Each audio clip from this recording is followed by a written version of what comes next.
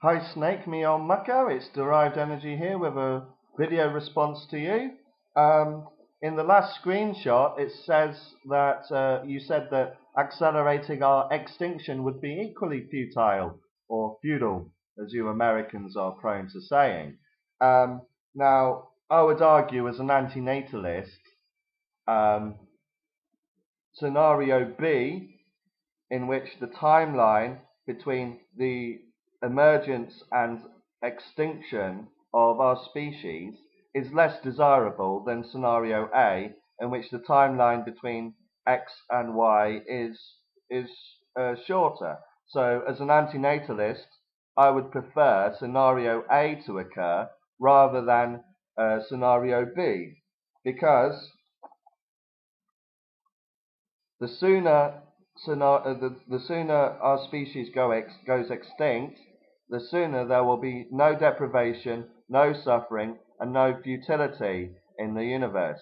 Obviously, with the absence of the human race, there will be no deprivation experienced by human beings, there will be no suffering experienced by human beings, and there will be no futility experienced by human beings. Because just talking about futility specifically, futility emerges as a conflict, a tension between reality and the inevitably thwarted dreams and goals of sentient, self-reflexive intelligence. So without human beings, half of what is required is not there for futility to be experienced. Okay, Snake, so you go, does it not make sense to not be a defeatist, whiny bitch and actually enjoy life?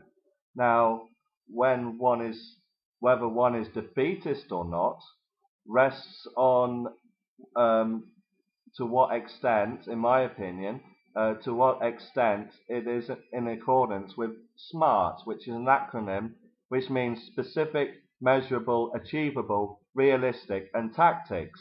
Now, my desire for the number of sentient beings on this planet to be reduced to zero is specific.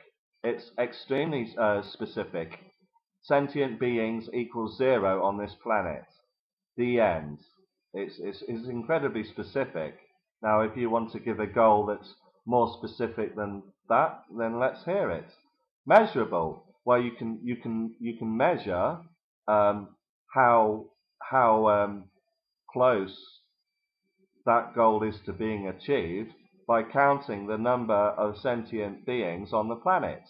Achievable. Well, we don't even need anything to do anything for this to occur. It's inevitable that all life on this planet will go extinct. So far from even being achievable, it's a dead-on certainty. Realistic, again related to achievable. It's fatally realistic. It is, as I say, it's going to happen.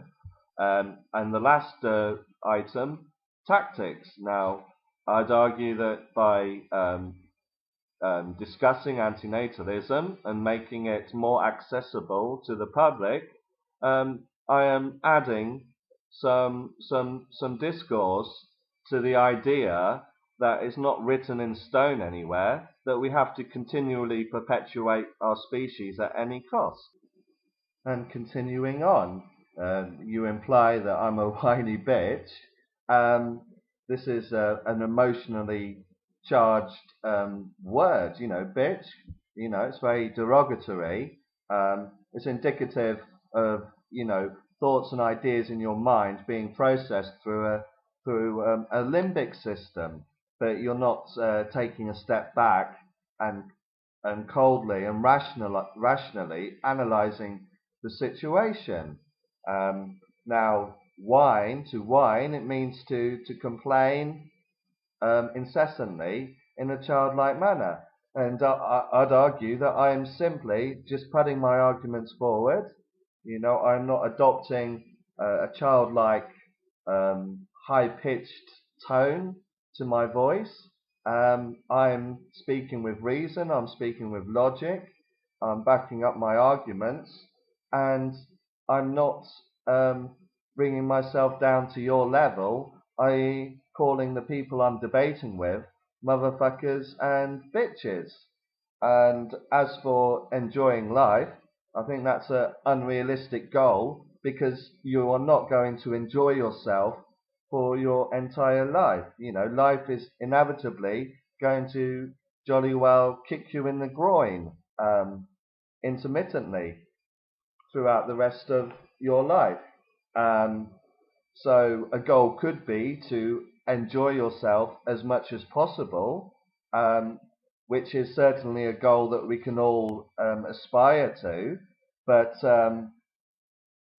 there are different ways of enjoying life, and I personally enjoy trying to understand human psychology and to model as accurate a representation of what is happening on this planet as possible. Now, I'd argue that evolution by natural selection has placed selective pressure on a tendency for human beings to derive enjoyment from trying to model the world around them in an accurate way, and I think that's why I'm interested in philosophy. You know, because it's the pursuit for truth, it's the pursuit for decreasing the disparity between one's thoughts and the actual state of affairs of the world around them. So, to that effect, on the contrary, of antinatalism making me feel unhappy, I actually enjoy actually using my brain and my thought processes and my cognitive capabilities to try to understand life, um, rather than just to filter everything through my amygdala and froth at the mouth and scream and call people derogatory terms such as motherfucker. So I think I could take the high ground here. I'm actually enjoying this debate. I certainly don't feel like slitting my wrists right now. So, you know, back at you.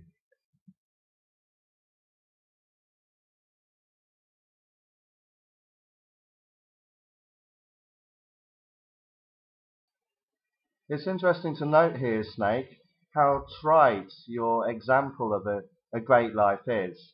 Um, you're entitled to a universe that's just all flowers and candies and orgasms and shit. I mean, this is a great life for you. This would constitute a wonderful sentient life. I've got another diagram here. Existence, orgasms, flowers, candies and shit, and death, of course. And on the other hand, no deprivation, no death, if one is never born. Um, so the pleasure one can derive from flowers, orgasms, candies, and shit is not applicable because you're not deprived if you're never born. And also, of course, everyone dies. So death, they're in the existence category. And if one is never born, one does not die because one needs to be born in order to die. So I wasn't entitled to anything before I was born, and that was a perfectly needless state.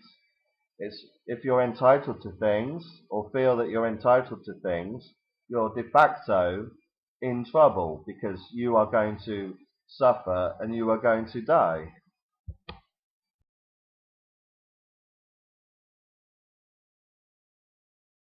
Well, that's a good reason for you to be an antinatalist then. Because if there were no sentient beings, then there were no bitches and there is no ethics.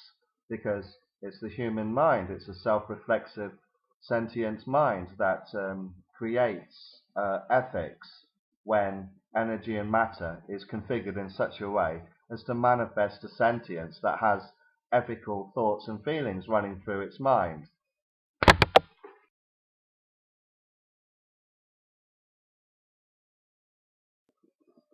Only thing is, Snake, nature does care. Nature cares in the form of human beings when human beings care.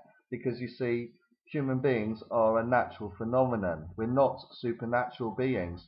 You seem to find it comforting, perhaps, that you perceive human beings as existing independently of nature, whereas in actuality, human beings are a manifestation of the universe. We are not separate from the universe. We are atoms, the energy and matter that is configured in such a way as to give rise to the presence of our physical bodies and our minds, and through our minds, our thought processes. All these things are what nature does when it behaves in such a way as it has done, when it has and continues to be a breeding ground for human beings.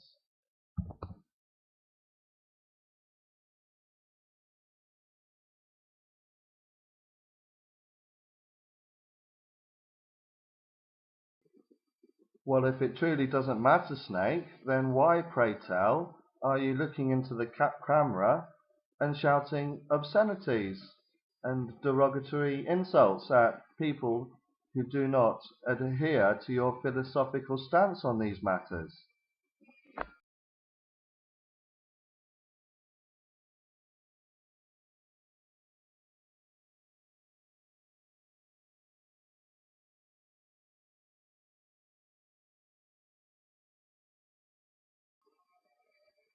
Well, Snake, I never bought into the religion thing.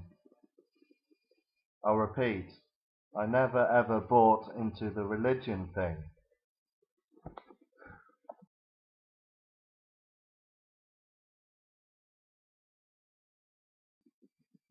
Okay, goal 1, discourage people from procreation, thus reducing the population, or at any rate, discouraging people to increase the population.